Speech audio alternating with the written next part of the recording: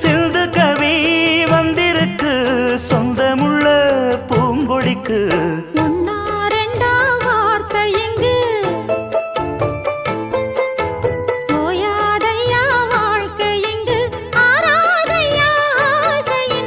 பாட்டுக்குள்ளே பாட்டிருக்கு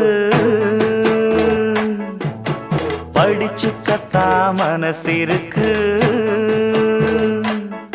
இந்த வயசு இப்ப புதுசு அடிவாடி பூங்கொடி.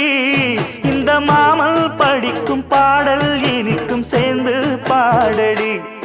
இந்த மாமல் படிக்கும் பாடல் இனிக்கும் சேர்ந்து பாடடி. பாட்டுக்குள்ளே பாட்டிருக்கு படிச்சுக்கத்தா